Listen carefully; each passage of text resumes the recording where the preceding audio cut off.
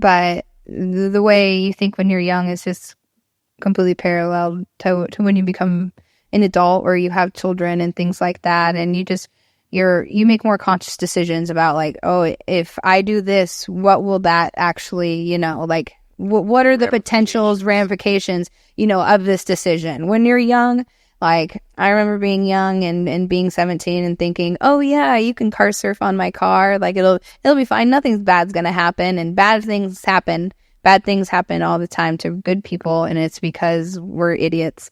Like, it's because we're dumb and we think it's not going to happen. And then it does. And so just the whole, like, your bulletproof mentality almost immediately evaporates when you have children. But it's definitely like one of the greatest journeys in life, though. And I definitely think we were all, none of us are put here to be alone. We were all put here to be with somebody or to make somebody or to help somebody. We're not meant to be alone, like as a species, as a collective race, in my opinion. Ladies and gentlemen, welcome to another episode of the OGIS podcast with me, Joshua. This is episode 5. And some people may be wondering why I'm not posting these audios to Spotify or Apple yet. To be honest, I just haven't figured out how to do it. So I need to do that. Other than that, thank you for joining me and hit the subscribe button. This is episode 5 and I haven't said that once. So hit the subscribe button. And with me today, I have Allie here with me. Say hi, Allie. Hi, everyone. She did her yoga teacher training here. Mm-hmm. Wait, when did you do it? Back in like 2000 and it was either like 16 or 17. Oh, so it was a while. Yes, it was a long time ago for me. It feels like, a whole other lifetime sometimes. So what made you want to do your teacher training? So I fell in love with yoga shortly after I had my daughter. It helped me through like, just like some physical things that helped me like get, more active and stuff like that. It was a way to ease into like activity. And I really just like fell in love with it. I just thought it was so much fun. I really enjoyed taking the classes together, feeling, part of a community too, because at the time I was like 22 years old. You know what I mean? I was a lot younger. I'm 30 now. So it was just really fun and a passion. And then the yoga teacher training was just a way to like grow and like deepen, my learning and my knowledge of yoga. I think at first was kind of interested in being a teacher. And then once going through like the education and everything like that, I loved it and I loved the course, but I figured out that, maybe teaching yoga wasn't quite right for me at that time in my life. But it still was just such a wonderful experience. And I still have like friends from that teacher training experience that I have to this day that we see each other all the time who have like, gotten married or had kids or things like that still and are still like downtown and in the community that I'm, in currently. And so it was just a wonderful way just to get involved in Colorado Springs, I think, when I was in my early 20s. Did you do the prenatal yoga or like? No, I did actually I did my teacher training and I did the hot yoga actually, the fast course, the fast tracked one. Yeah. It was like you do it like the intensive. Yeah, that's what I was like, what's the word they used for it? The intensive course. It was intense too because it was like 4 or 5 days a week sometimes, here for long hours, and it'd be like I'd be working all morning and then I'd rush to get to the yoga thing, and I'd be here till like 7-8 o'clock at night or whatever it was. And then we had our retreat during the summer, which was like just such a wonderful experience. We went, I forget what yoga place we went to. It was like up in Denver area or past Denver, but it was really fun. It was really cool. This is so random, but so I just decided to try this flavor today. I saw you had it and I was like, I wonder what it tastes like. This is it good? Gas. This is fire. I really don't like dragon fruit usually. This is so freaking good. Do you want to try it? I'll take a sip. It is so good. I got this one for free. because I told him, I was like, look, I'm used to getting this all the time. I was like, I'm used to getting this on all the time. Yeah, the mucho mango. So this is the dragon fruit mango Arizona. Mango. Yeah, it's dragon fruit mango Arizona iced tea. So I just wanted to try it today. And the guy was like, you know what? You can also have your regular one. Because I was like, if I don't like it, I was going to go with my regular macho mango. Yeah. And that was so just like disruptive, but I had to give it a try. That's a good one. And it is fire. It didn't disappoint. So back to yoga. Yes. Because I'm looking to do my teacher training starting in June. Yeah. So what was the process like? And what would be some advice you would give for me? So definitely my first piece of advice would be to like really think about what type of course you want to do, like whether you do want to do like the intensive one and you have time and space for that in your life, or whether doing something more like what do they call the one that takes, you just take your time doing it. There's the extensive.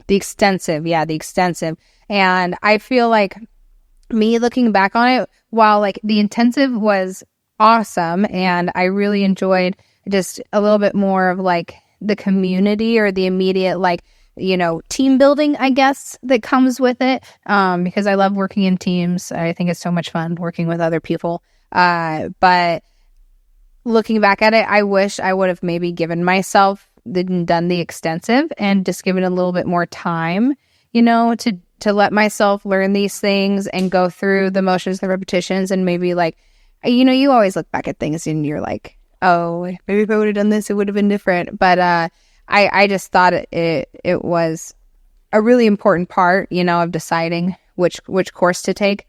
And if you do have time for the intensive and you're like, I do have like 3 months to pretty much like go to yoga school, like take this as one of like my primary, jobs, things I do. My summer is gonna be yoga. Yeah, exactly. Like that's literally gonna be as long as you have that ability to have that as your first priority and that open and that opportunity in life, and you're looking for something like that, like definitely like jump into the deep end, like just nose dive into it, like absorb all you can.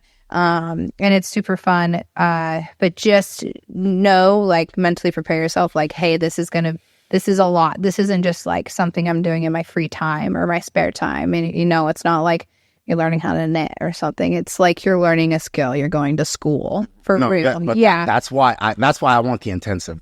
Yeah. That's why I want the intensive, because one, I do like intensity. Yeah. Because that's extreme focus, and like when like I'm coming in for classes and I'm seeing everybody here with their notepads and pens, I love that. Yeah. And I'm like, yeah, and I always see it and I'm like, maybe one day.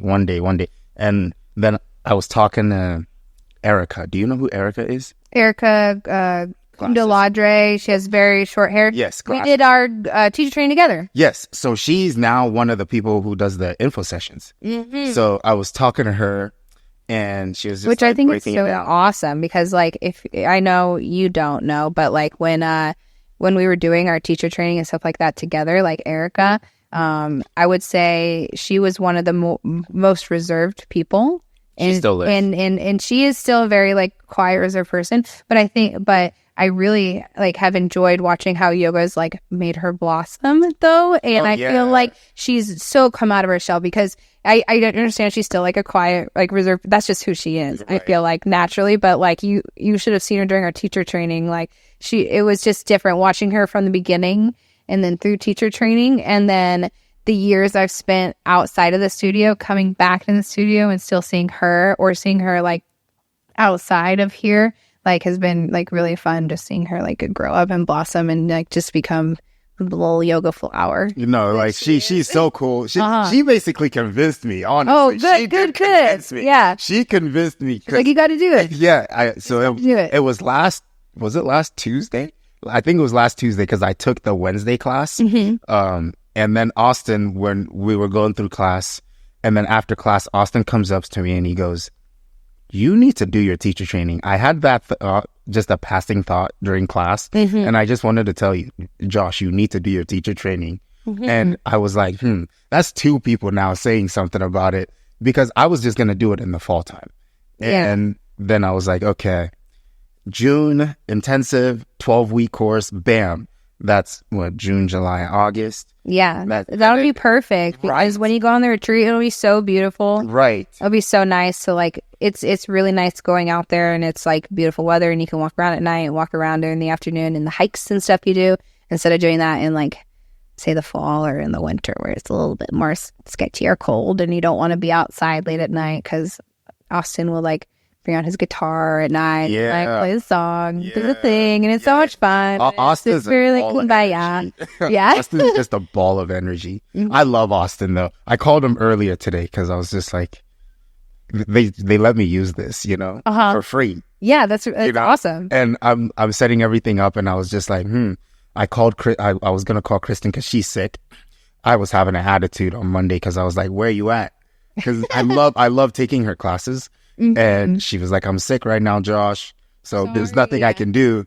And I was like, well, you need to get back here next week, And then I called Austin. I was like, hey, just want to let you know, thanks for letting me use this. Because I love the upstairs studio, Yeah, it's definitely like I think all the spaces they've done like a really good job with bringing in like just that warm, welcoming energy, just something that's comfortable and approachable for everyone in all walks of life. Yes. They're all wonderful people. Like, it's definitely like the fact that these people, like, what was it, 6 years ago, I took teacher training, and all the same people are still here. Says awesome. That says a lot. Yes, that says a lot.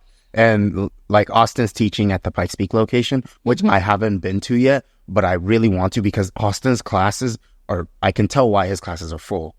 Right. The Pikes Peak location is really cool because they have huge windows in the studio, and so it's very open. It kind of makes you feel like you're doing yoga outside. So everybody keeps telling me, they're like, it's just it's really bright. Big space. Yeah. It's a super big space, But not to brag, everybody does like this location better. Because it feels more like just home. More homey. Exactly. It just feels more like home. And it's even though like it's disconjointed, there's the one downstairs and like this one, I feel like it gives it a different dynamic. One whole space. Right. Because it's just like you go downstairs, go outside and take a right, and you're right back in there. Yeah. With like the two spaces like combined, it makes it feel bigger, even though it's like disconjointed. It makes it feel bigger. And the other one is just a little bit smaller. It's just all one space, one area. It is. But it's a really cool area though. And then they still it's still like the Campbell vibe. So okay. Yeah, because I thought about even today after this, just going down to class there. Yeah, I thought about it because I was like, when I took Austin's class, so for the audience, Austin is one of the co-owners of Cambio Yoga. And I understood a little bit more about what it means to be experienced as a teacher. Even just the energy, the sequencing, because I've tried to take all of the teachers' classes and like I have my favorite classes that I like to go to. Yeah. And last week I traded my shift for work on Wednesday so that I could do an episode. And I took Austin's class and I was like, wow, this is what 16 years of yoga teaching experience, because they've also taken teacher training, like to learn to be better teachers. Right. Yeah. Like they do a lot more like in-depth training and preparation at other like studios, and they learn their stuff, Right. Even though they're teachers here, they learn things at other places. Exactly. I was going to say it's like from other yoga teachers who have even more experience. Yes. And just the class, it was just so good. It was so good that I was like, once my teacher training is done, I'm going to have to start taking Austin's classes more, and so that I can incorporate some of his stuff into like my own, Yeah, so you can just learn from it. Right. No, literally, like when I was in class, like literally like making mental notes of how he does the sequencing, because I learned this from Liz Appelhans. She's not here anymore, but she was one of our teachers. And she told me that before she would teach her classes, she'll do her own practice at home. Yeah. Before she comes in, so that her mentally she's ready to teach. And then even if she's taking a class, she'll do her own like practice at home and then come in for class. That way, one, she's warmed up and ready to go when she gets here. Right. So yeah, exactly. I started doing that too. Mm-hmm. And so what I'll do is I'll either take vinyasa and then hot yoga, or if I don't have time to like do a full vinyasa class, I'll do like a 30-minute or 20-minute sequence at home. Yeah. And then I'll come in for hot yoga. Yeah. And I noticed my practice took off. Right. Just like loosening up and like just getting ready. It got so much better. It's kind of like you're like writing a recipe for it. You know what I mean? Like going ahead of time, thinking about it. It's not, you know, just something like you're coming up with on the fly. Like you're taking the time and the preparation. Right. You know, it's just like when people like come in, I, you know, run a restaurant and people are like, oh, well, have you tried this drink? And it's like, yeah, you know, I took time, I made it, you know, I went through it, you know, step by step and tried it all, you know, and then presented it to you. Same thing. Like if you're teaching yoga class, you're going to take time, you're going to go step by step, prepare for it ahead of time, and then execute. Nah, and like I literally couldn't believe how much better I was starting to do like in my own practice after that. Mm-hmm. Because one, I noticed I would just hit the ground running in hot classes. Mm-hmm. You know, I come in already mentally prepared, mm-hmm. and also just having my body like already loosened up. Mm-hmm. So like, because you know how you've taken the hot classes. Yep. Like sometimes the first 15, 20 minutes. You're a little stiff. Yeah. You know what I mean? It's a little painful. Breathing is a little bit like of a struggle. Or you have to think about it more. Like I have to keep my breath, you know, right. the Ujjayi breath. Yes. Yeah. Mm-hmm. And so once I started doing that, I was like, that is some of the best advice I've ever gotten for yoga, mm-hmm. honestly. And also I do this thing where I always shower before my classes. Mm-hmm. And I'm, this is a notorious thing with me. All the teachers know when they see me signed up for a class and I'm running late. Yeah, I'm always running late. I'm always running late. And they always know, like if I'm signed up and I'm running late, I still come in and I shower before I take class. I have this thing about I don't step on my mat with dirty feet. Okay. I do not like to step on the mat with dirty feet. Yep. So like I'll take one of the towels and set it next to my mat and rub my feet off. It's like a ritual. Yeah. You know, right. Like I just like to feel incredibly serene and clean when I step on my mat. Absolutely. So that like I can just be very one with myself when I'm practicing, you know? Right. And like even you should start doing that more. Like when you get home, wash your feet.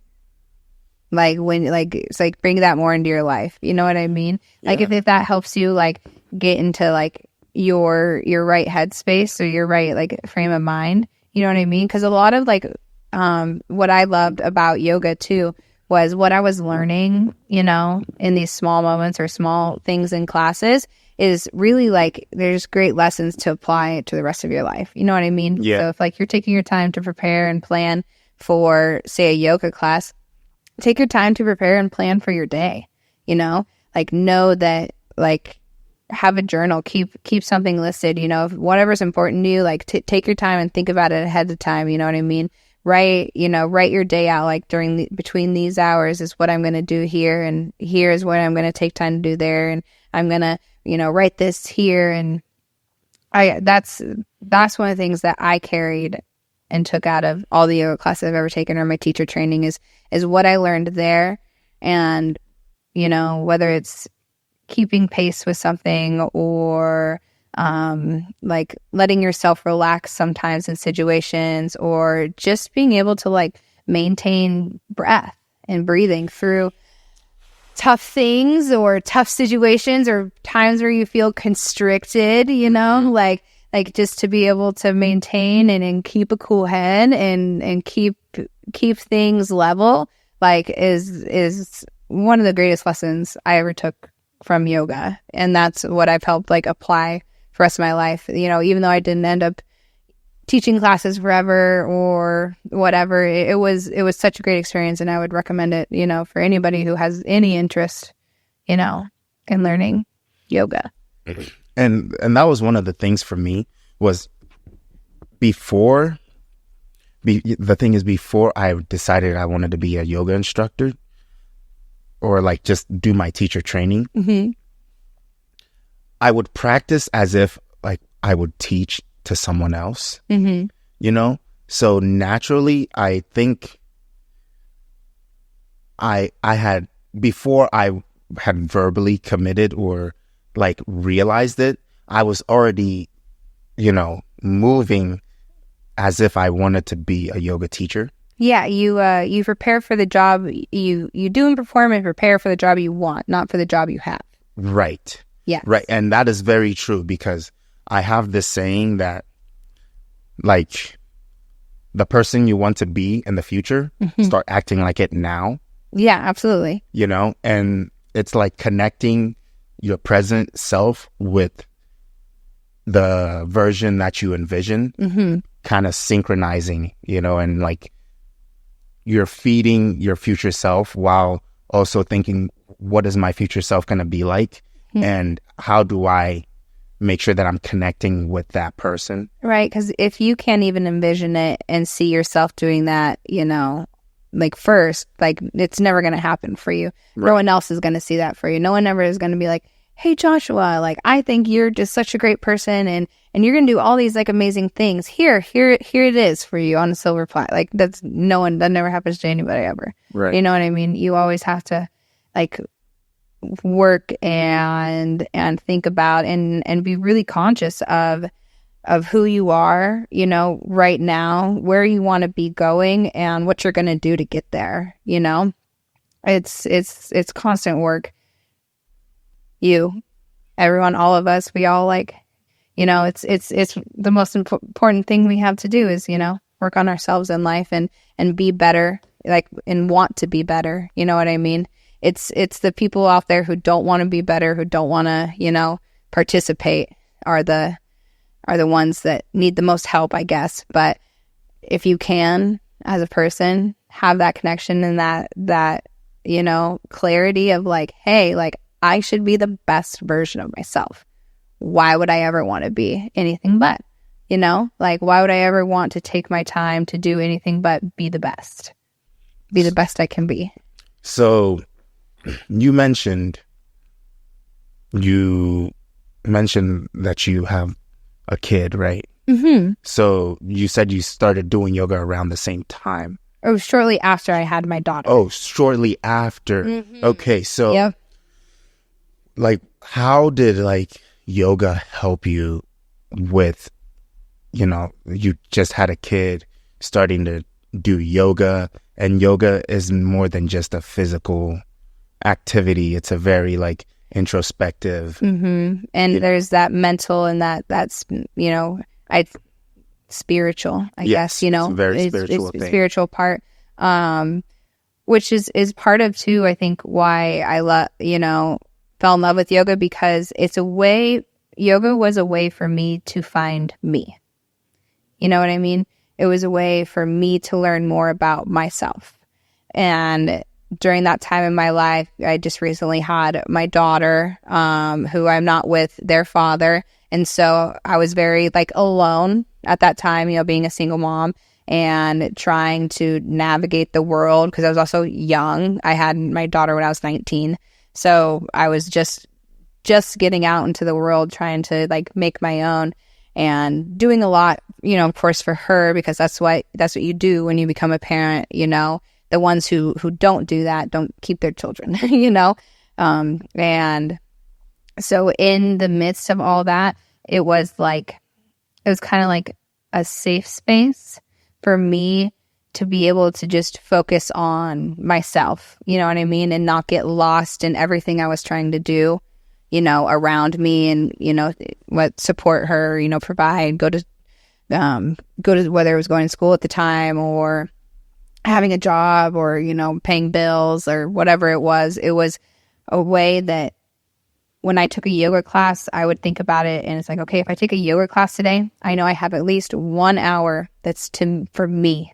You know, I have 1 hour today that's going to be something that's just for me. It's not something I do for anybody else, or not something, you know, that necessarily even does anything, you know, what's the word, tangibly for anybody else, but it was something that was just mine. And so it really helped me understand during that time in my life really what, I wanted, because you do have that space, in your life. You create, when you decide to do yoga, you decide to create space in your life to allow yourself to just think,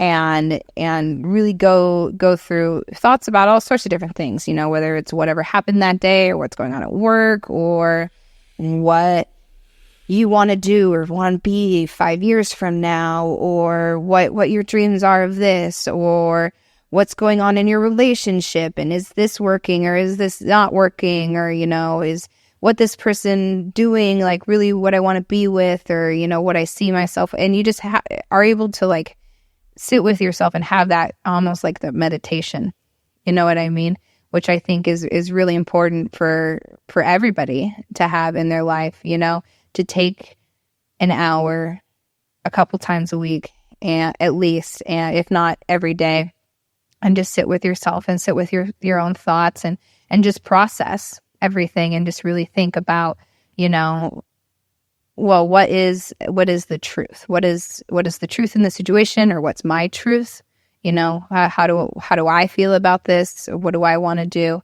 And that was definitely like huge for me during the time in my life. It was what I needed. Like, I always like to think that like what you need in your life finds you when you need it.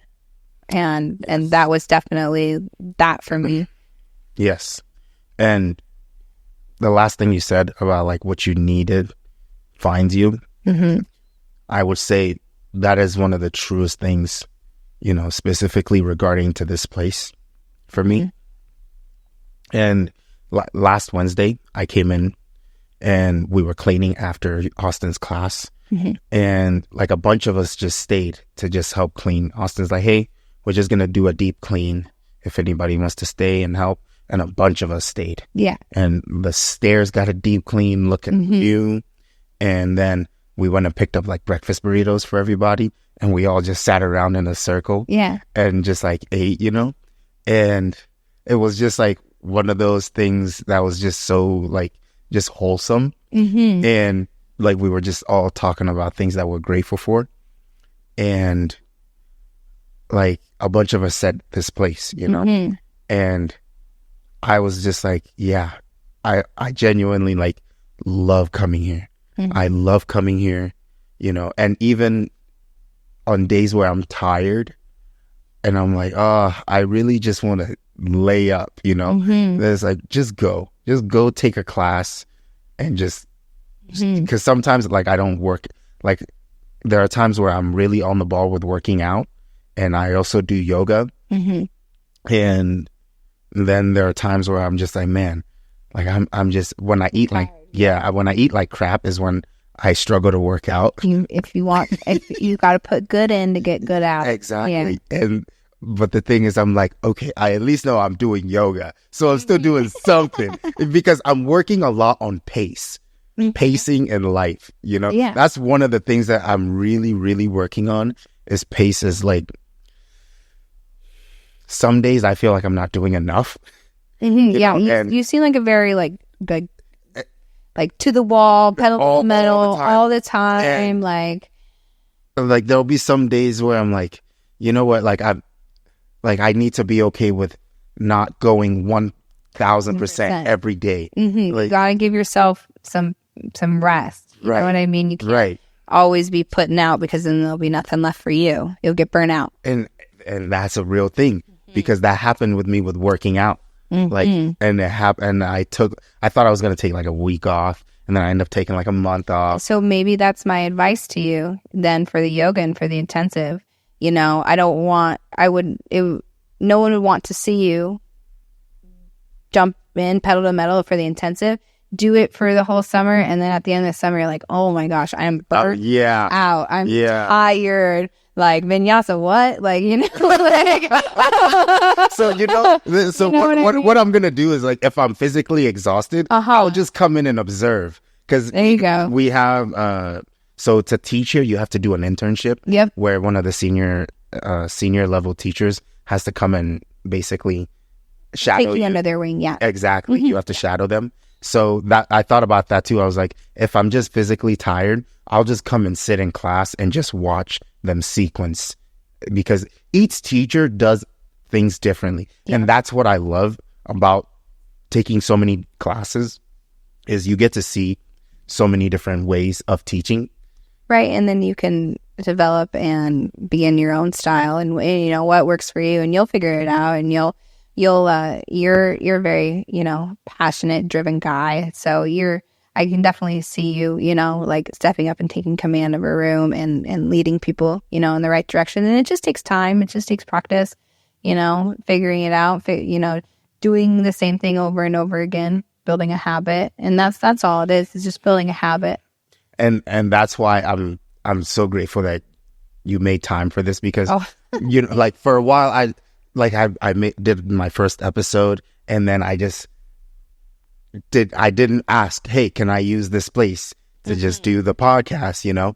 And it's like, closed mouths don't get fed. Yeah. You got to say something. Wheels don't get greased. You got to say something, Josh, because then I would be nervous to ask people, hey, would you do an episode with me? And then I was like, I just need to get in the habit of just asking people, talking to me, because we have so many interesting people here. Yeah, absolutely. Just Springs is such a mixing pot. Really. And like even here, like Morgan, do you know who Morgan is? She teaches hot yoga. And she does the Miss Morgan, she does like the like disabled stuff. Yeah. Yes. She's just teacher. She's my favorite. Every Friday morning I take her hot class. Yeah. So she just texted me back today. She was like, hey, because she's also a professor at UCCS. Yep. And she I was like reading on her bio, and she also like does studies on aging. And I was like, that would be a really good conversation. Like I started just like writing down questions. She'd be a great person. I'm so excited. She texted me back. She was like, hey, I just finished up school, so I've got time. What is your schedule looking like? And we can pick a day, you know? And I was like, okay, I just need to be consistent about scheduling things. Yep. Like that's the number one thing, because Amy as well, she does the hot power fusion. Yep. She was like, I'll do an episode. So I'm like starting to get a little bit on the roll of like just being assertive. And yeah, and if you just plan like at least one out once a week, you're gonna have in 3 months, you're gonna have 12 interviews. And that's exactly the thing. I was like, okay, so from the first time I made a post till a full calendar year later, I need to have at least 52 episodes, because that averages out to 1 episode a week. And sometimes I can record 2 episodes a week, you know, but my goal is to have 52 episodes after the full first year, because that means I averaged one episode a week. And you're about to meet, and especially you said you're starting your teacher training in June. You're about, and do you know how many people are going to be in your class? I mean, somewhere it's like sometimes between like 15 and 25 people. Like you're about to meet. Like, it's a classroom. It's a class. You're about to meet like 20 awesome people. Right. Because the thing is like in life, I feel like attracts like, and this is such an awesome, amazing place, you know, like we were talking about, and it just attracts other people who feel that connection too, and have part of that inside of them as well. And I just feel like this place helps, you know, foster and breed that. And so you're about to meet really awesome people to like invite to do this, and you'll have like this awesome space to do it in. So it's a really awesome opportunity. That's literally why I called Austin. I was like, I just need to say thanks. I was just like, man, like Kristen's like, just let me know when you want to use the space. Let me make sure that there isn't any scheduling conflicts, and you can just use it like whenever. And then my barber gives me the light, and I was like, yo, like perfect. My friend, everything's lining up. My friend always jokes with me that I get more free shit than anybody he knows, you know? No, like no. There's some people that are like that, dude. Like he's like, bro, you get more free shit than anybody I know, like actually. And I was like talking to my barber, and we're just having like a genuinely deep conversation, and like I was just like, yeah, I'm trying to figure out a way to like navigate myself, you know, navigate like doing all of this and not like wavering on anything and like just staying sturdy. And then he was like, listen, here, take this with you when you go home. There you go. It gives me the light. And I was like, man, the heck with it. Here's $50, bro. Like a haircut and the light, and I'm out of here. I'm good. But yeah, so I want to ask you, like Mother's Day just happened over the weekend. You're a mother. Yeah. So what would you say are some of the changes you've seen in yourself before having a child and after having a child? Now, you had your child pretty early. Yeah, right? But I was 19. What would you say are some of the major differences that you've seen, like in your life and your decision making since having a child? Well, I mean, you don't just make decisions for yourself anymore. After you have kids, you make decisions for you and your children. And so, I mean, your whole mentality in my mind changes. Even though I had her young, even then, I couldn't, go out and party and hang out with my friends every night. Like that's not a thing, and you're up all sorts of hours of the night or the day or whenever, taking care of whatever the baby needs. Because, children are most demanding during the early parts. They get a little bit easier kind of as they get older. They just get different. That's what I'm learning. Because my daughter is going to be 11 in June. So she's just she's a little young woman now. Oh, that's such a fun phase I'm going through. But you definitely, you just decide to grow up a little bit. Because how old are you? I'm 24. 24. So you're still on the younger side of 25, which is great for you. And I'm 30 now. And so, but I feel like when I turned 30, I was like, I feel like I've been 30 for the last 5 years. Because I've always just been more of a like emotionally mature person. Even when I was young, women tend to be a little bit more, mature at younger ages. But definitely having a kid helps expedite that, exponentially, which I think is why I have always been in leadership roles, even since being in my early 20s, running bars and cafes and doing what I do now, and just always being that like leader in a room. Because honestly, like not a lot of people are these days, and somebody has to step up and be, you know what I mean? And it's like, if it's going to be somebody, it might as well be me. You know what I mean? I might as well be the one who writes the schedule, I guess, like, so I can write it how I want. But yeah, like I had Addie so young, and so, just the way I thought, it's almost equal time spent. I'm halfway there.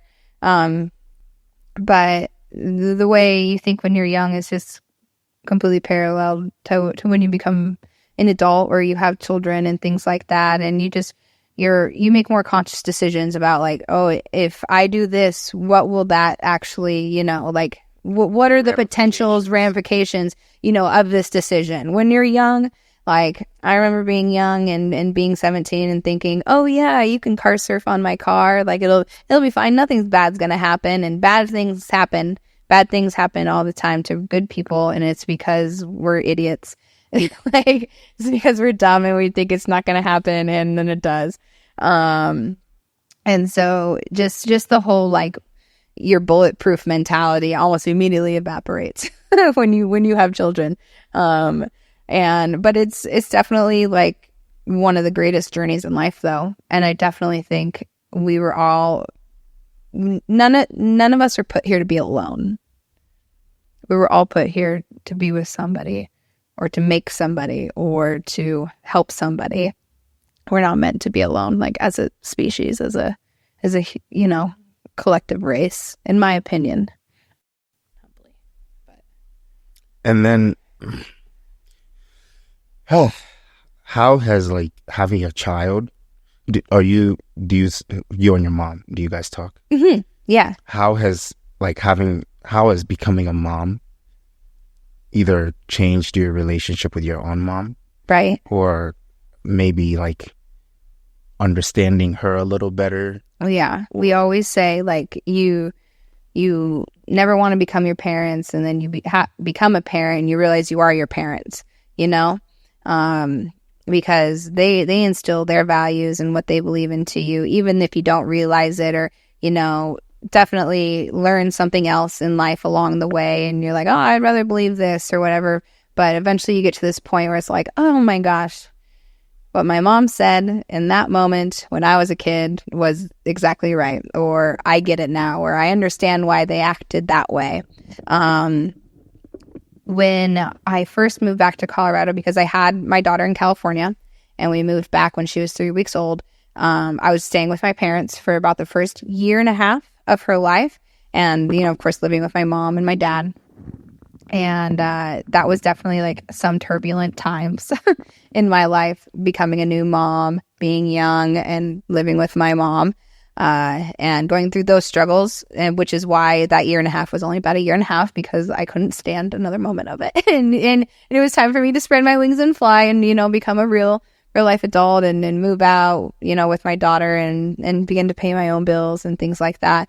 But I think it's definitely just helped me and my mom understand, or I understand my mom better now, or I get where she's coming from, or it's almost like to all of the, maybe the animosity or the grudge you might have against your parents, because we all can think back about our childhood and think, oh, well, I can't believe my mom did this to me, or my dad acted this way, or, you know, this situation happened and this is how they treated it. They shouldn't have treated me this way. They shouldn't have said this to me, or whatever it was. And then you become a parent and you deal with similar struggles or situations with your own children, and you're like, I don't know how to handle this at all.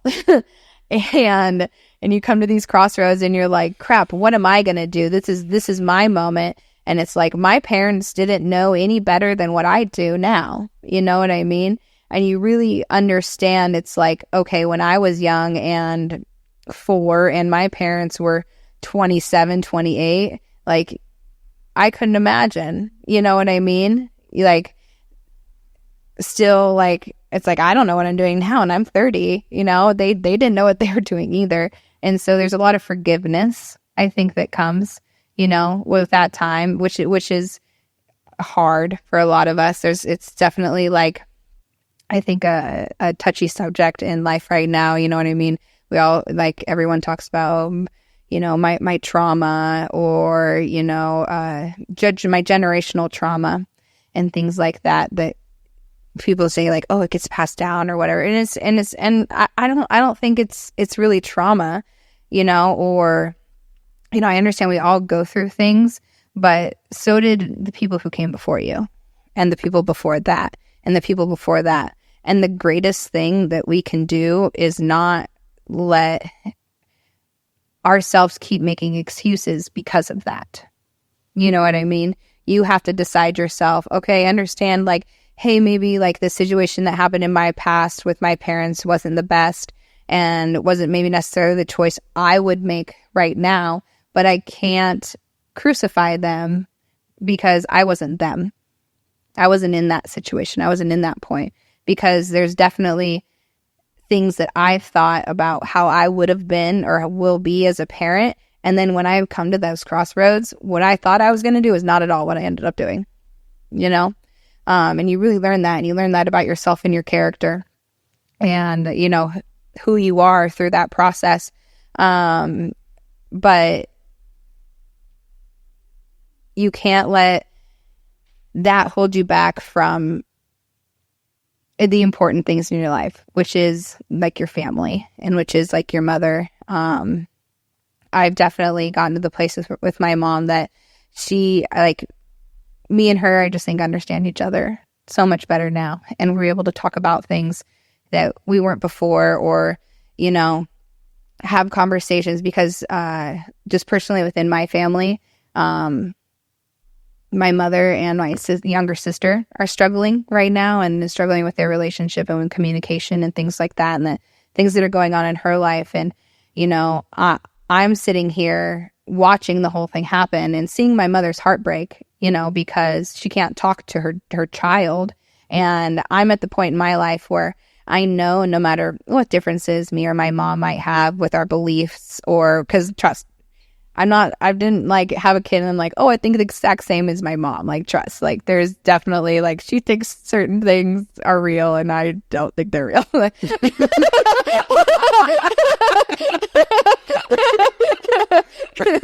put it nicely. And that's okay.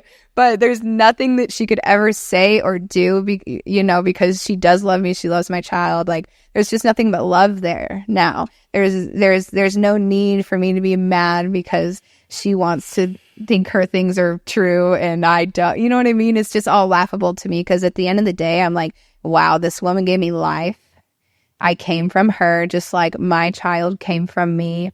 And that's what's important at the end of the day. Like, I'm a part of her just like my daughter's a part of me. And it would break my heart if Addison were to ever like treat or, you know, say the things that, and it is all part of life. You know what I mean? Like there's times in my life where I did similar things to my mom that my sister's doing right now.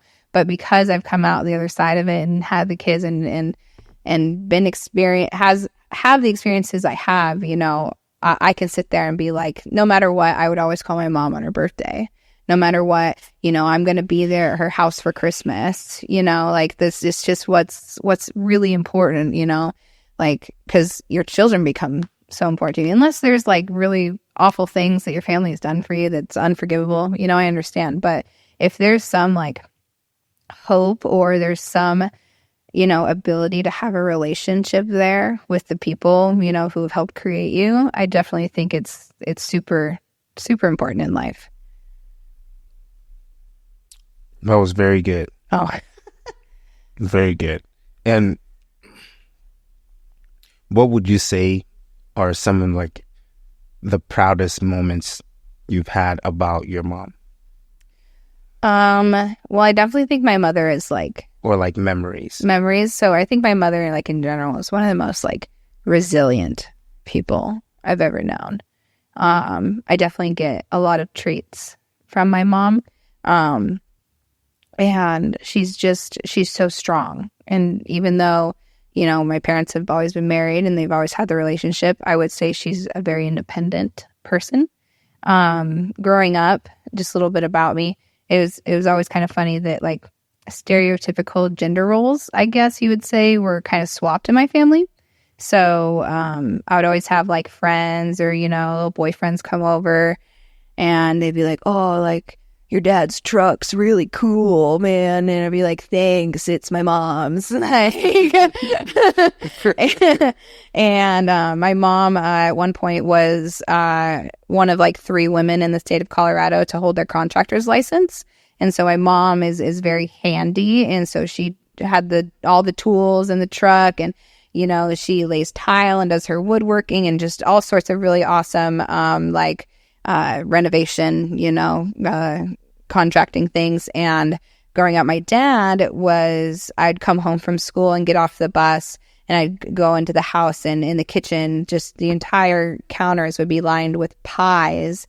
And there'd be my dad in the middle of the kitchen saying, I was in a baking mood, you know, but by no means, you know, but my mom's very, they're both very straight. They're both in a very heterosexual relationship, but, it was just that my dad was always the one cooking, and, he works in restaurants too. So cooking and doing the gardening and stuff like that. My dad has always really loved gardening. Growing up too, my mom's always, her whole life's been a big tomboy. So she never like really wore makeup or like did her hair. And I remember like when I was in middle school, asking my dad to like help me blow dry my hair because my dad knew how to use a blow dryer better than my mother. And so, that's funny. Yeah. So it was really fun, you know, growing up that way. I think it's definitely helped make me into the person, you know, I am. And so my mom has just always been, you know, very, very strong, very personable too. She's always been a talker. even to a fault. I remember we would always take road trips we lived in Montana, and we had family in California, and so we'd take road trips from Montana to California every year. And there was one summer we were road tripping, and I don't even remember where we were, probably somewhere in like Wyoming or Nevada or just some random state, some random gas station somewhere. And my mom literally had a conversation with a guy who worked at the gas station for 45 minutes, just chatting at the counter. Bro, get in the car. Yeah. Get in the car, bro. I know. Like, come on. What 45 minutes? I was a kid, and yes, get in the car, bro. I'm like, Mom, try to move. Come on, exactly. Did you have a TV or something in the car? No, we didn't have. Car, man. This was in the 90s, dude. This was early 2000. Yeah, early 2000. There was not. No, it was a different lifestyle back then, dude. It was not what the do you same. mean 45 minutes? Just talking to some random gas station person. She don't even remember this person to this day, I'm sure. Or she remembers the conversation. She does. She tells me that because I remind her that, do you remember that time you we got away? You know what I mean? Like, I look back at some of the church, like I said, we always look back at some of the churches our parents made and we're like, why do they do that? But my mom too, she would always she's always so charitable. She's always so nice, way nicer than I am. Especially in the line of work I am these days, you have to have boundaries with the people, we work around. And, but she would pick up hitchhikers all the time, especially if they had dogs. Like if somebody was needing a ride somewhere, like a woman in a car with and so me and my sister, so two small girls, just pick up some man on the side of the road with a dog. Again, this is the 90s, early 2000s. It's not, but I would you'd never catch me dead. I'm picking up somebody who's on the streets out here and being like, hey, you want to get in the car with me and my daughter? I'll give you a ride wherever you need to go. Like, that's crazy. What? Like, my mom, what are you thinking, Mom? But my mom, she's so tough. So she would always think like, I don't know what she was thinking. We got lucky is all I'm saying. I'm glad I'm still here, That's good.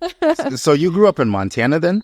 Yeah. So I was born in California. This really awesome little dirt pile called Bakersfield. I don't know. Okay, I've heard of Bakersfield. Mm-hmm. So it's kind of smack dab in the middle of California, right in the middle of a dust bowl. I was gonna say it's hot, huh? It's hot. Okay, it's super hot. That's why there's no water except for the water that comes out of the sprinklers. Like, how close is Bakersfield to Sacramento?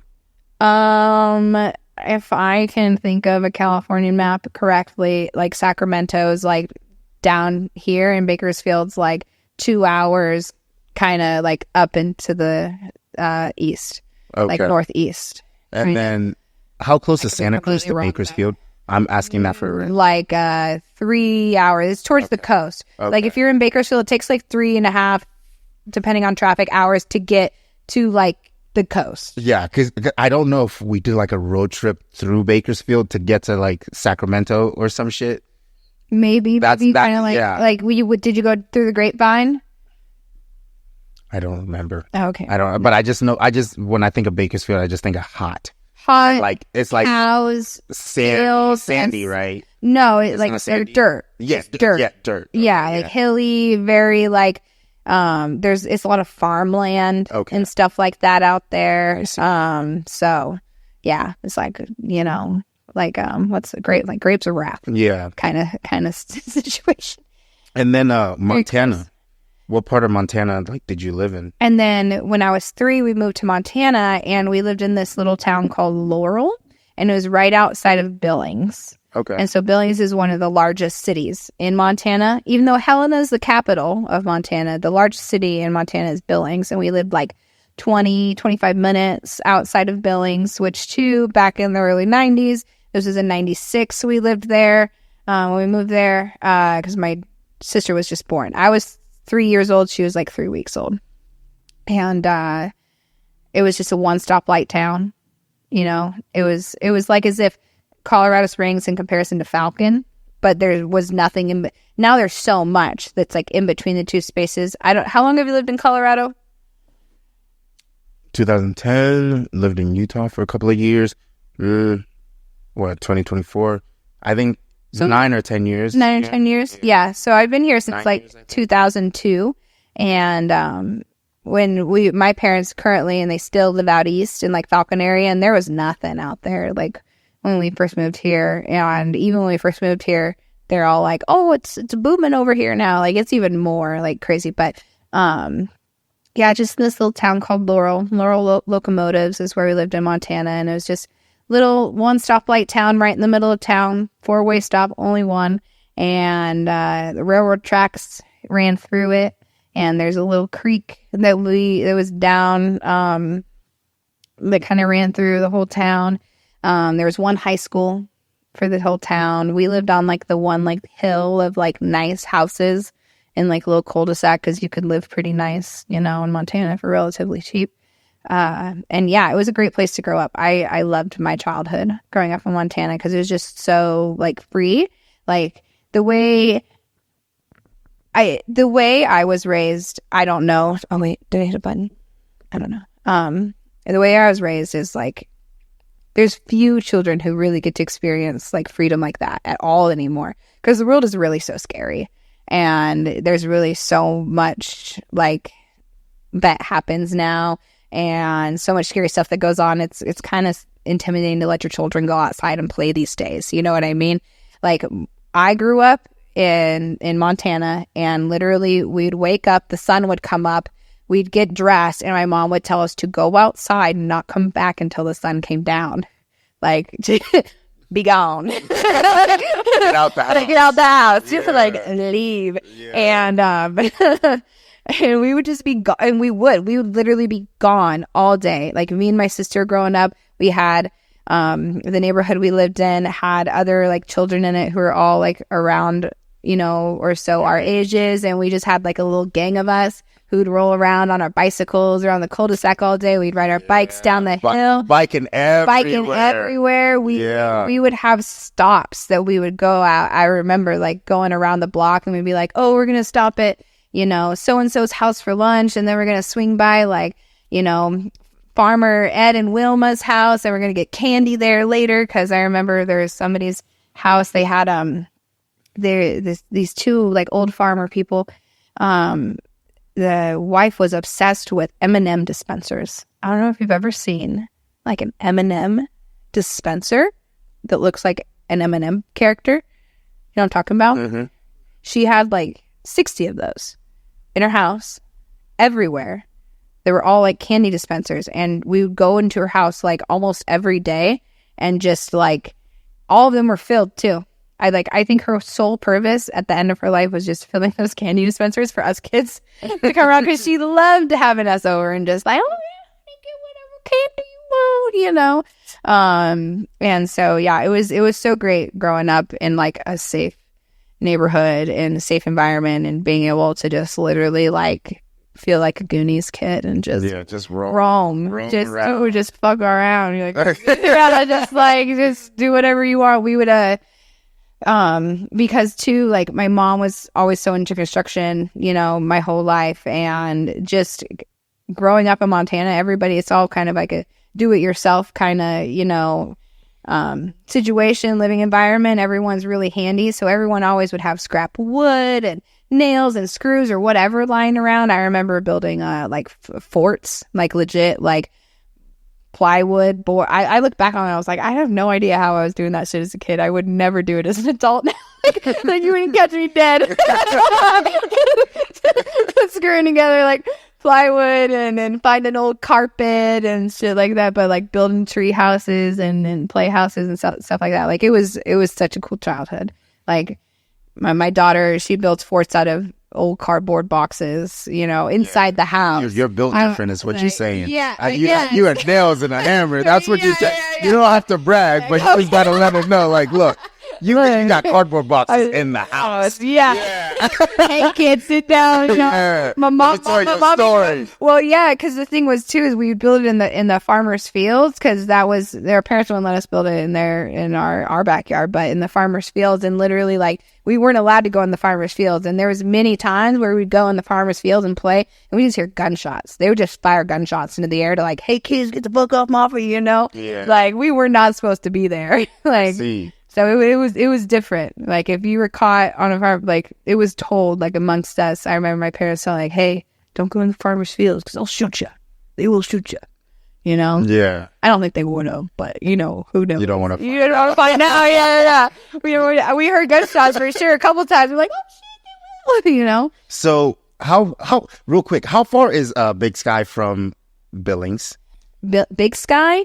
Oh, I mean, Montana is such a huge state. I don't even know. Like, and because there's so many mountains, like you got to go around the mountain ranges to get from town to town, so that makes it even longer. It's very very mountainous. They're hilly, you know. Mm-hmm. Well, there's just like the one, like you know, the Rocky Mountains that kind of run through, so it kind of divides Montana a little bit. But I loved growing up like in the mountains and being so close to nature. Like always on the weekends, we'd like take off and just go like roam around. And my mom always loved fishing growing up, and so we'd go fishing all the time. And I still go fishing all the time, even as an adult with my mom. Like we're gonna take off in June and go fishing and do our yearly thing, and it's so much fun. So it's definitely like a really cool state. I want to go back. I haven't been back to visit since I've been an adult, and so that's on the bucket list. Yeah, of like places to go to and see. Like right now, I'm in the phase of my life where I need to see my grandparents, and all the free times that I get before it's too late, low key. But you know, it's on the agenda. I went to Big Sky. Oh yeah, and did I don't know, it was like a week or two ski trip up there. Oh, I bet it's fell in love with Montana ever since. Literally, I couldn't believe how green, sick it was. Yeah, but we were there in the winter. Oh, how much snow! I was gonna say, just how massive Big Sky is. Mm-hmm. I was like, just a kid, and we like ski in and out. Yeah, you know? And I was like, damn, this place is huge. Yeah. And so much snow too.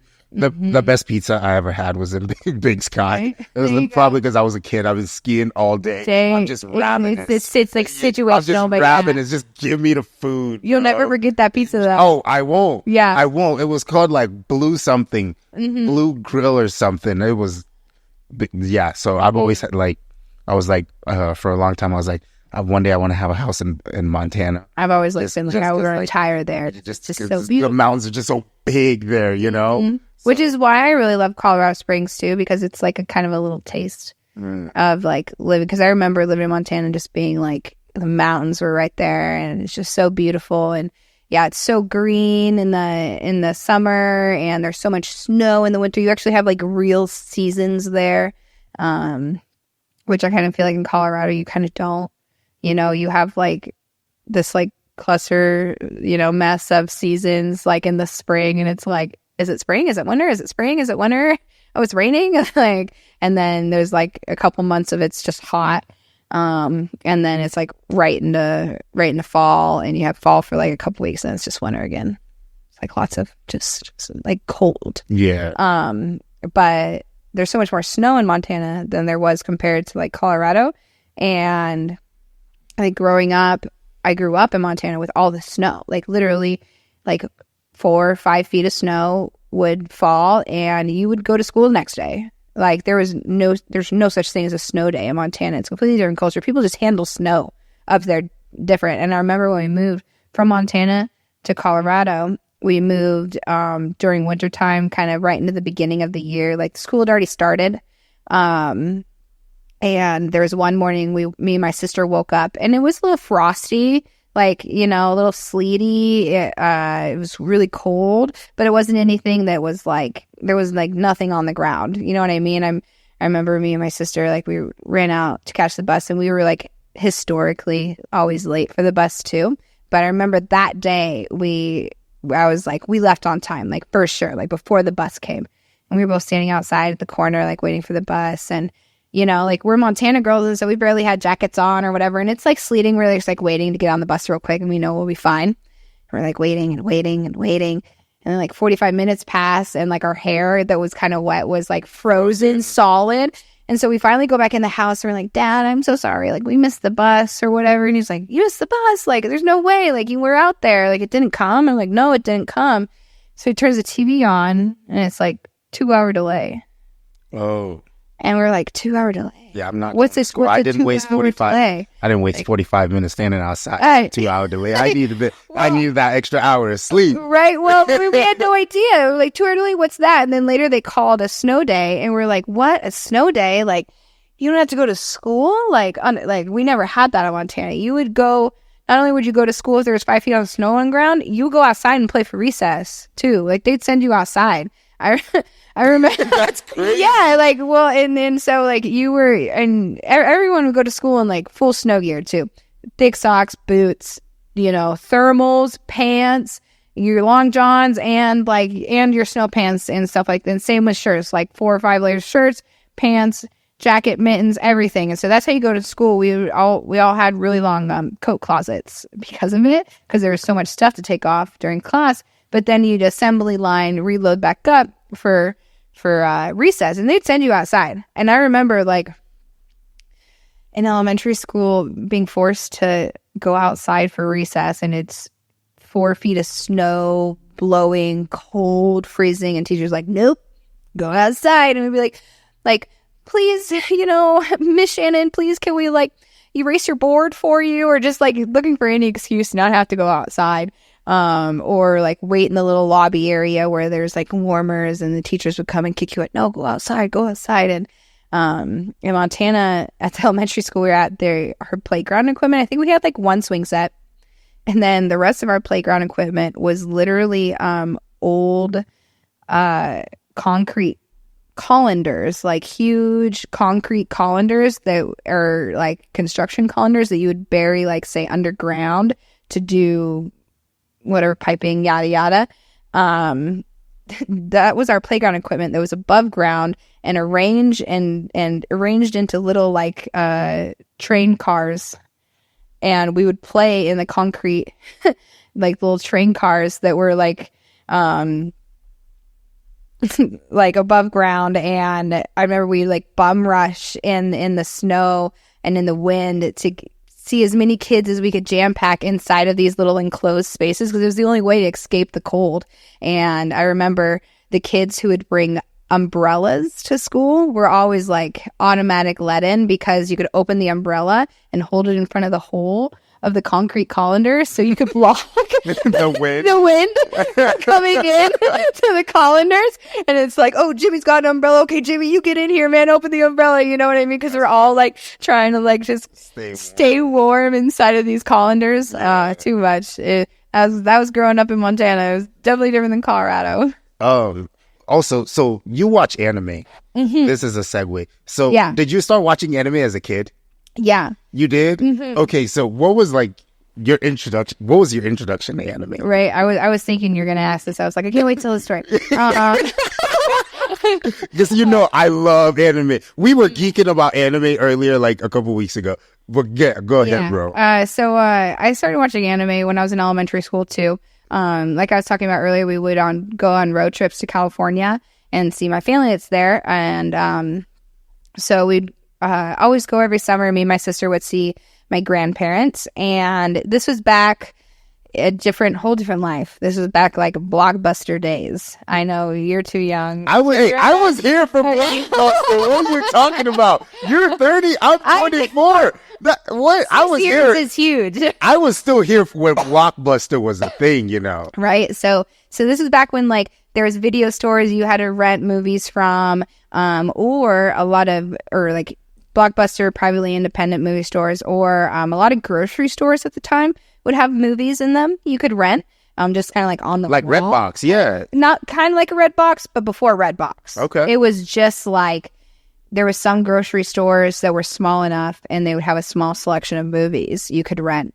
And we would stay at my grandparents' house, and they were older, and they don't have a lot of like kid-friendly movies or things like that to watch. And this was like during a time like before like direct TV, and you had like cable, and then if you like upgraded and spent a lot of money on cable, you could have like 1,000 channels or whatever. So there wasn't always everything for me and my sister to watch. And I remember we went to the grocery store once, and my grandpa was like, oh, like go pick out a movie, to rent from over there. And so me and Jordan go, and I'm looking through all the movies, and there's just this one that like stands out to me because it had this kind of like shiny finish on the cover, and it was Princess Mononoke, and which is a Studio Ghibli Hayao Miyazaki movie. And the cover of it is like Prince Ashitaka, like, and his sword, like halfway over his face. And it has this kind of like shiny film that the sword was. And I just thought it was cool. And it was like an animated person. And I was so young. I didn't know what anime was. I just saw an animated person. I was like, oh, this must be a kid movie. This looks cool. I think on the back, cover it, there's like little pictures, a couple of pictures or scenes from the movie, and there's like a picture of the deer, the deer he rides, and then the wolf, the wolf princess, and her wolf siblings and stuff like that. Like I was like, oh, this looks cool, this looks fun, let's get this movie. And I remember watching it that night with my sister and literally having nightmares for weeks, because we watched this anime movie that we were kids. I would think I was literally in like 4th or 5th grade or something like that. And that movie is definitely like at least PG-13. And you know what I mean? And so seeing this, and again, it's animated, but I remembered, have you seen that movie? Mm-hmm. In the beginning of the movie, there's this demon. It's a demon boar. And there's this god that's turned into a demon, and he has like these kind of worms all over him. He's just like covered in this kind of like wormy stuff. And I remember like as a kid, what it reminded me of was ground beef. We were seeing like in the package, the ground beef squiggles and stuff like that. And so for weeks, me and my sister, because we watched this movie, and of course, like it terrified us, but we couldn't stop talking for weeks about the ground beef monster.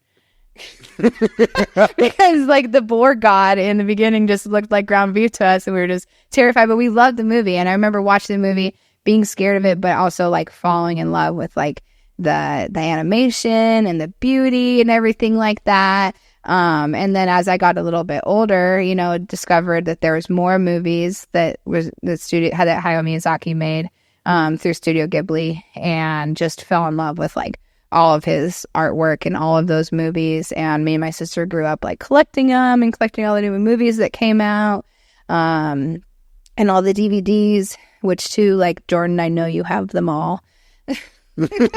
You want them back that bad? Well, I bought them all on Amazon since, and so I own like the digital copies technically, but like she has the old like the physical the physical DVDs. Yeah. So you just want like nostalgia. One of these things. Because when I moved out of the house, I left them there communally, but when Jordan eventually moved out of the house, she took them all. Yeah. Like, why do you get them? Well, because you left them. Well, I didn't immediately, but they would always be given to us like as a present for like Christmas, or like this is a gift for you and your sister, and it'd be like a new Hayao Miyazaki movie or whatever it was. Yeah. And so that's what started me loving anime, was Studio Ghibli Hayao Miyazaki, which he's pretty much like the Walt Disney, of anime. Yeah. But all of his movies are amazing. And then just eventually started watching more animes outside of that. My sister actually grew up watching a little bit more, and like she watched Death Note when we were kids. Death Note is gas. Yeah. Death Note is flames. She would watch Bleach and stuff like that, Inuyasha, growing up, Naruto, all those like OG stuff. And I would watch like that a little bit, but honestly, it's as an adult that I've gotten more into those like OG series, like we were talking about, like with the One Piece and everything like that. Yeah. So I'm saving One Piece though. I know. Yeah, that's what you said. Yeah, I'm saving One Piece because I'm like, there's over 1,100 episodes. Well, I think it may be over 1,200 episodes now. So I was like, honestly, that's like once my little kid, when I have one, turns like 7 years old, that's like, dude, you'll be 18, 19 years old, still watching this show, bro. Right. Like, it'll be okay. Yeah, you'll be chilling, you know? They I'm say saving. he's going to end it this year. They say this year? Yeah, that's what they're saying. That's what the rumors are, is that he's going to finish the series because Luffy, the main character, has like reached peak. Right. And so usually because of the voice acting, like, that's, and they don't want to change voice actors for Luffy. Yeah. So what are some of your favorites now? Well, I just watched a new one actually recently that I really loved, and it actually won Anime of the Year for last year. Have you watched Cyberpunk Edge Runner? No, I have not, but I've heard good stuff. It's definitely like a love story. Okay. There's a lot of, you know, kind of gushy stuff in there, but the animation was awesome. Just the writing and the way they created and crafted, you know, the conversations and the technology and stuff behind it was really cool. It was really cool. I understand why it got beat by Demon Slayer. Oh, listen, yeah, I know. But I love Demon Slayer too. Wait, are you talking about the Swordsmith Village arc? Is that what beat out Edge Runner? Or no, Edge Runner beat out the Swordsmith. Or the train. I think it was up against the train arc, but yeah. Are you sure? Because it's Mugen Train, then Entertainment District arc. That's the one with Tengen Uzui. Yes. That's the two siblings. The newest one. No way. So Swordsmith Village arc is the newest one, the one that they've been going through, right? So the new season just started May 4th. May 4th. But didn't they put the first of the new season out in theaters? Yes. Yes, and I saw that. So I've seen up to that. Yeah, because they just dropped the new episode like this last week or whatever, but I've already seen that one because that was the one that came out in theaters. So I'm waiting for this week. That's the one with the boy. Yeah, listen. That's why I wore this shirt. Yeah, that's why I wore this shirt, because this man, when they say it's on site, when they say it's straight about the hands, like, why are we talking? Let's get to action. Exactly. Sanemi is about that beef, bro. Yeah. I freaking love Sanemi. He is straight smoke, and he's also one of the most talented swordsmen in the entire show. You know, and like his backstory. Spoiler warning. If you don't want to hear this part, skip it. So you know what happened to him and his brother? No, tell me. So I don't know the backstory. So their mom got turned into a demon and then ate like a bunch of people. And I think some of the siblings were a part of it. So Sanemi hacked his mom's head off. And that's why his little brother hates him. And then like Sanemi's like his younger Sanemi can't stand his younger brother. And his younger brother's got like mad rage issues, you know, and like they don't get along, but his younger brother doesn't know why he killed his mom. He knows he killed him. Yeah, he just walked in. He protected him literally from the knowledge of like it was a demon. Yes, and he was the last one. The younger brother and Sanemi were the only ones left. Yeah. And had he not killed the mom, they would have both been smoked. It would have been packs out here. Yeah. So that's why he was so harsh with why am I forgetting the name of the main character? You're remembering them better than me. Yeah, because I can't believe I just Tanjiro. So that's why he was so harsh with Tanjiro. Because I was watching the latest episode that dropped, which was bullshit. By the way, I try not to cuss in the yoga studio, but it was bullshit. How you gonna recap a whole ass season, the first 3 seasons, in the first 5 minutes? We already know what happened. Get to the shit. That's anime for you. Like, in general, I fell asleep. I fell asleep watching it. Like how it all goes. I was so irritated. If you like long anime you get into, you realize that like pretty much whatever 30-minute episode exists, really only like 20 to like 18 minutes of it is new content. That happens with Bleach all the time. Because the beginning is them just recapping the whole last episode, but playing it like in half the amount of time, and then you get some new stuff, and then the end is just them showing the first bit of the next episode. And I was like, I literally was like, oh my gosh, because you know how Obanai, the guy with the snake around his shoulder, and then he's got 2 colored eyes. Yeah, he is sick. he is so sick. His backstory is fire. So I like to read the mangas. Oh yeah, I was Like- gonna say it sounds like you read a lot of the stuff because I just watch it. I'm like, you know where. There's just some animes I don't want to wait. You know, Right. at first I was like, man, Demon Slayer is good, and it's great. Like it's really good.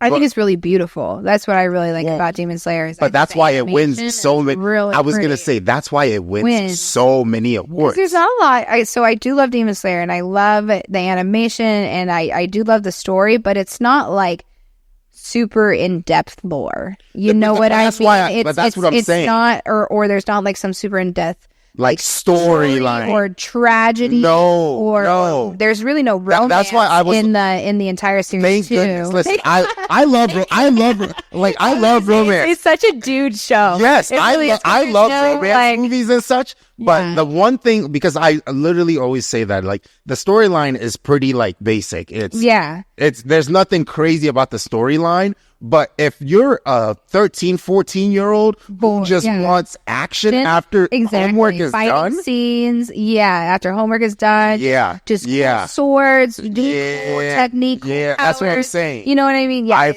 I love, like, I genuinely it's right to the like, point. and that's The why fight scenes are dope. the fight scenes are fantastic. Yeah. The fight scenes are sick. And there's lots of them, like right away. Pretty much every episode, you know, you're gonna get like a fight scene or action scene. There's not, except for. No, wait. I'm trying to remember. Tanjiro in the last episode. So they recap Nezuko's like great. Yes. She beat the sun. She beat the sun, Beat the sun, and the other demon guys after her. And then it's just like, I'm trying to remember what the last episode was. Just the Tanjiro. Infinity Castle. Is that so? What That's it is? the layer that Muzan hangs out in. I saw that in theaters too, and it's beautiful the way they go through the castle. It's say when it's all widescreen and it's like when I tell you those two together, is like, oh my gosh, man! I don't even know who I could compare them to because those two, they are skilled swordsmen. You know, they are incredibly powerful, but they are skilled as hell, you know. So that I think that's why I'm excited for this season. Is like it's about the like the elite Hashira, right? And their training, and I hope they've teased it a lot, but I really hope they go more, or we get to see more of like who that. So there's like the I know is it the Demon King or the Muzan. So there's like all his guides underneath him. His like top ranked guy, he like the number one. Yeah. Like we've seen images of Kokoshibo, the one with the 6 eyes. The one with the 6 eyes. Yeah. It has the same hair as Tanjiro. Where's the I'm not I don't want to ruin it. I'm not going to say earrings, the Hanafuna earrings. Yeah, I don't want to. I have a pair of Hanafuna earrings that my boyfriend got me for Christmas. Yeah, I don't want to ruin that for you because that is like it's the story. I was going to say that is a super big part of the story that I really want. Yeah, don't ruin it. Yeah, I was going to say I don't think I should talk about that. Kind of that goes into that more. part. That part is fire. Yeah, that part is because it has to be like some sort of lineage or like his real dad or like whatever. Really you know what I mean? good. Yeah, it's super good. Yeah, but that's what I'm saying. Like time travels. He's been around always. Like he was the what. You know what I mean? I'm not going to say anything. In the series since the very beginning. Yes. And you see flashes of him, and that's how anime does it. It's like it just drops little bits and pieces. Yeah, any real anime you watch, you need to pay attention to the first 5 episodes. Yes. I always say the most because everybody and everything you see in the first 5 episodes is going to be what the story is really about. It's all those characters, just like, or you haven't watched One Piece yet, but like pretty much all the characters you meet within the first like 5 episodes are like the people who are going to play the biggest role at the end of the series. I see. You know what I mean? Yes. Like those are the people who, because like it all ends there. It does a lot of callbacks. Yes, absolutely. To like tie everything together. So like it's one whole piece. That's what I really love. Yeah, yeah. But it's really love about anime is like it's a full story. It's like it comes full circle every time. That's why. Yeah, that is exactly why I love anime, and it's so imaginative. That's my favorite part about anime. Is it is so freaking imaginative, and there's so many things you can do with anime. Right. And I think it's just different, like Western culture too, like versus like, Eastern culture.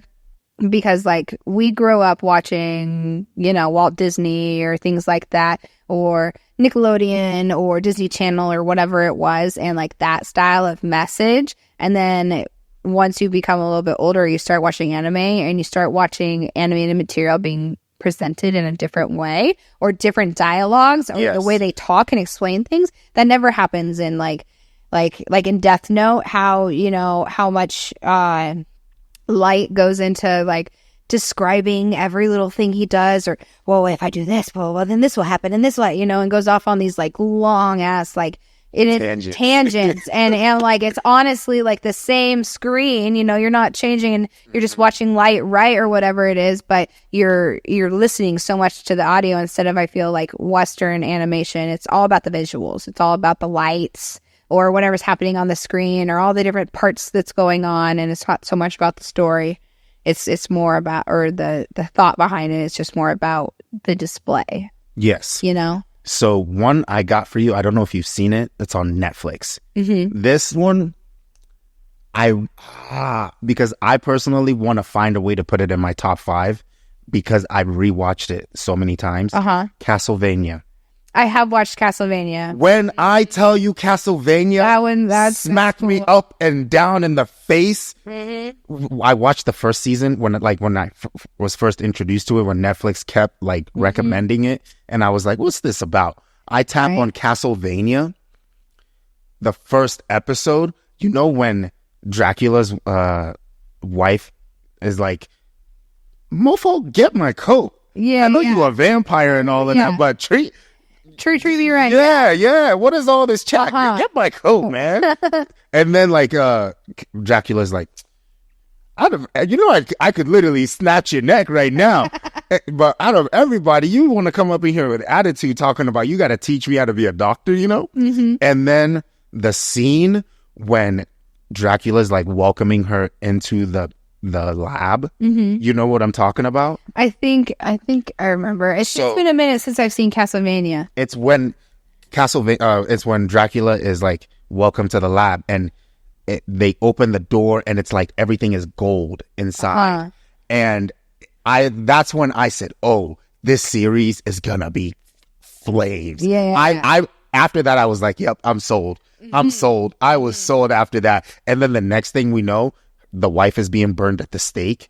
And yep. The thing I love about Castlevania is, in such a short amount of time, the amount of detail they put into each and every single character, and how they make you feel for every single character in the show. You start off with Dracula, who's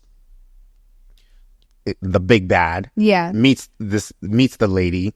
Then the lady's like, go travel the world. You've just been hiding in your castle. You don't really know what people are like. So then Dracula goes off, and she becomes a doctor, and then Dracula comes back and finds the wife burned at the stake. I was on his side immediately after that. I was like, it's on site for everybody. Listen, burn this whole... You could end it after 4 episodes for all I care. It could be, this is Dracula, they burned his wife, and he murdered everybody on the land, and it's over. I was on his side, because the way they set it up, you were like, is he really the villain here? Because they're all celebrating the day they killed his wife, because they're like, oh, she's a witch. Because she's doing medicine. And I was like, I'm on his side, bro. How you gonna kill my wife and then celebrate the day you killed her? And then Trevor comes in and Alucard comes in. I don't even know who I like better as a character. It's a good series. Netflix has done a really good job of putting out anime they last year. Did an incredible job with Castlevania. I could talk for time about Castlevania. I love that show so much. I really am I gotta find a way to put it in my top 5, but Solo Leveling. Solo Leveling has been one of my new favorites. I heard the manga is really good, but I really liked. I didn't like it at first, the first episode, because he changes so quickly. You know, like in the beginning of the series, he looks one way, and then on the outside, like the picture they display, like he doesn't look like that way in the series. Like by episode 2, like he's completely changed because he's a man and he levels up, and I understand. Yeah. Like even when you're playing like real video, I really like it because it is like when you're playing real video games, it's really easy to go from level 0 to level say like 25. Right. But once you get past a certain threshold, it gets harder and harder to level up. That's which is why I really have been enjoying solo leveling, because you see him like just blast through and just get really strong. Solo leveling is on smoke. Yeah, no. On smoke, literally. It's a really great series. I freaking love solo leveling so effing much. Yeah. Like I genuinely, like when I finished it, I said, "Oh my god, this is a show." Yeah, it's definitely up there. Have you watched Kaiju number 8 yet? No, because okay, so my thing is, I thought solo leveling was a shit, and then I started watching Kaiju number 8. There's only like 4 episodes out right now, but that shit is bomb. That I gotta wait for the whole season to drop. Oh, you gotta wait. I gotta. The only reason I even started watching Demon Slayer, like the new season, was so I could talk to you about it. Oh, okay. Like because I literally I'm one of those people where I'm like, I just want the whole thing to drop. I don't want to be fed an episode a week. Especially like with Demon Slayer. Demon Slayer's not even like that. It's like an episode every 3 months. It's literally insane. Like the way they like drop episodes, or they're going to start coming out with a new season. But there's only so many episodes in a season because there's so few episodes because they do shorter seasons. Like they'll drop 12 episodes. Like the first season is the longest season, and that one was 20 something episodes. And then the next season was like 7 because they made it into a movie, and then they then merged it with which the train was cool. Yes, that was cool movie. I went to watch that one in theaters. Yeah, I watched the movie in theaters, and then Entertainment Arc District was like 12 or 13, 14 episodes. Maybe I may be wrong, but it just feels like it's short. They're all short. I just feel like they're all so short. Yeah, like that's why I was like, damn, like Solo Leveling dropped 12 episodes. That's it. But in that amount of time, they go through it was straight bangers. Every single episode was a banger. We're not here to waste your time. I just binged it last night, but that's how I feel about Cyberpunk Edge Runners. Like it's only 10 episodes, so you can binge it in like 2.5 hours. Yeah, it is. But it's just fabulous episode after episode, and it's just like I can't stop watching this. I have to see how it ends. Like all the characters are just so fun and unique. But yeah. Kaiju number 8 is one of my favorites. Solo leveling. Did you watch My Hero? I mean, I have kind of fallen off. Listen, I just My Hero Academia. My Hero Academia. I loved it when it first came out. I thought Deku was so cool, and I was all about All Might, and I just thought it was really cool. And then I don't know, I kind of what season did you get to?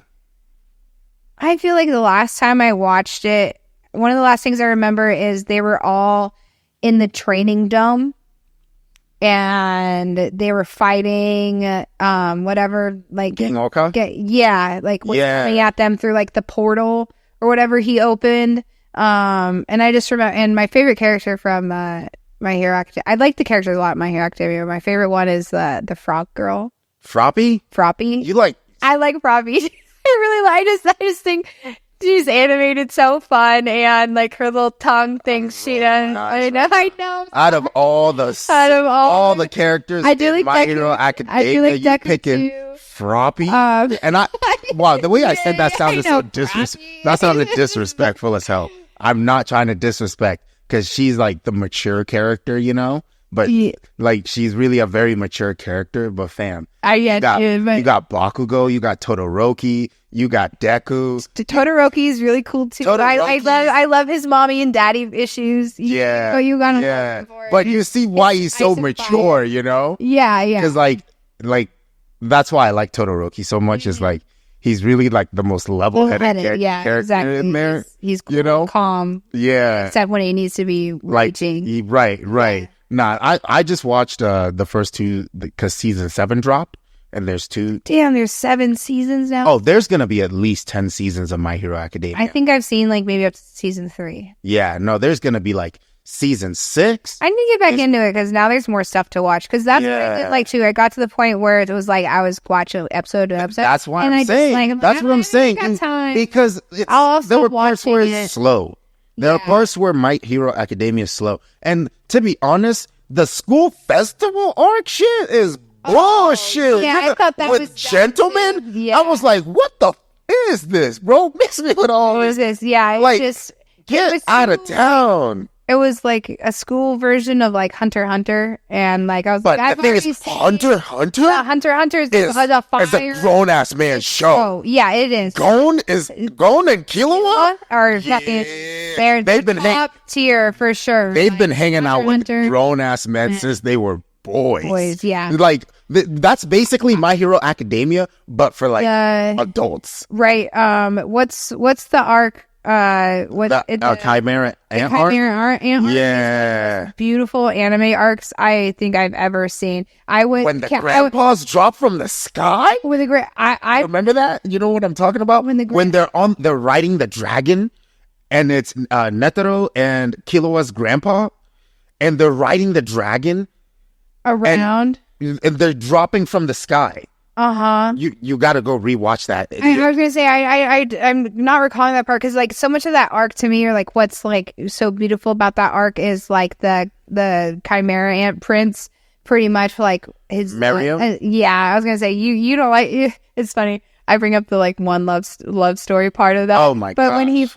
When him and the blind girl fall in love. And like she can't see his issues. No, I'm sorry. I'm so sorry.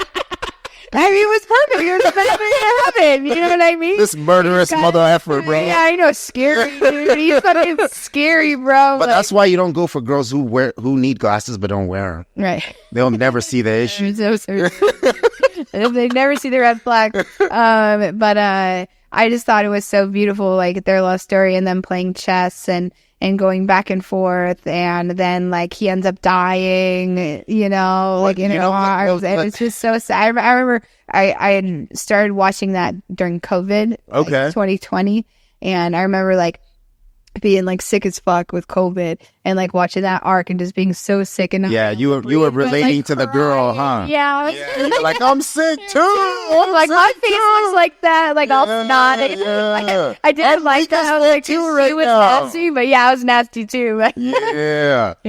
No, I love Hunter x Hunter, man. Mm-hmm. And the thing is, Hunter x Hunter, I don't know if I could put it in my top 5, but it is absolutely top 5 worthy. Yeah, 100%. And I hate to be that guy. I hate to be that guy because I feel like there are multiple new gens that I would put in my top 5 because one, I read like the mangas. Yeah. So I know what's going on. Yeah. Right. But Hunter x Hunter Hunter x Hunter could go match for match with everybody. Right. I think also like one of my favorite parts of Hunter x Hunter is when Gon is fighting Hizuka in the arena. Oh my god! Or their first battle, and it's like low key, like pedo creepy.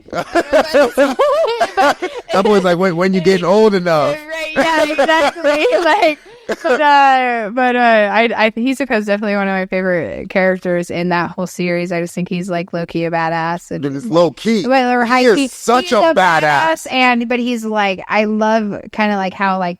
Kind of shifty, foxy. I was gonna say, you know what I mean? There is no allegiance to anybody but himself. Yeah, exactly. And that is why I love that about. That's what I love about him. Yeah. Because one of my favorites was when they were doing the volleyball and they had to all team up to beat him. Yeah. You know what I'm talking about? Yeah. I was like, yep. This is actually a sick team up. This is fire. Oh, when they were stuck in the world, right? They were stuck in the wasn't it like a computer world or whatever? Don't you remember? Like this is Gon, right? Yeah. He like goes into the world like his father helped create. Don't you remember? I can forget which arc it is, but him and Killua, they go in and they get trapped inside of like the game. The game. Oh, yes. Yeah, the game. Yeah. Yes. The whole thing. It's like leading up to is. But like that's when Gon fought Hisoka in there too. Yeah, he fights multiple times. Yeah. Yeah, no, that was a good arc. That was a good arc. Mm-hmm. Yeah. See, all right. So give me your top 5 then, and you really gotta you gotta be pretty. Is it just anime series or is it like just like all anime? Because like, all right, just give me animated series. series. Yeah, just give me animated series. So definitely like, I don't know, just because I've spent so much time like watching it recently and stuff. Well, One Piece has to be like number one. Like, I want to be the king of the fucking pirates. Like, I am going to be king of the pirates. Okay, like, I am Monkey D. Luffy. Okay. It's fine. Okay. So definitely One Piece. I also really like, I feel like I have to go through my Crunchyroll. One Piece is up there. Definitely like, I really liked when it first came out on Netflix, My Seven Deadly Sins too. I thought that was, and I know that was a little girly. No, that's not it. They destroyed that series in the end. Yes. I feel like it was so good in the beginning, and then the end of it was just like, oh my gosh, when Meliodas was finally supposed to be showcased as that dude, and then they just kind of killed it. I was like, wow. Wow. It's like they just cut the budget by more than half and said, we're done. Hi. We'll be done in about 10 minutes. Word. But I also really like Attack on Titan. That's up there. Number one for me. Yeah. Number one for me. It's just such a good series. I really love the lore. I've only seen about half of it. It's one of those ones that I keep going back to every time. Anything because you just gotta enjoy it for yourself. And so I really like that one. I also really like I would say My Hero's up there because it's one of the ones that I first started watching when I really got into like animated series in general. I have to think of other things like I've watched. I'm so bad because I'm a really big like animated movie person. I really like movies because like I work really long hours and it's hard for me to like stay up with like a series or go episode by episode. So I'll like just watch movies and stuff like that. And so like all like the Studio Ghibli movies are just like top tier for me. Just like Princess Mononoke number one.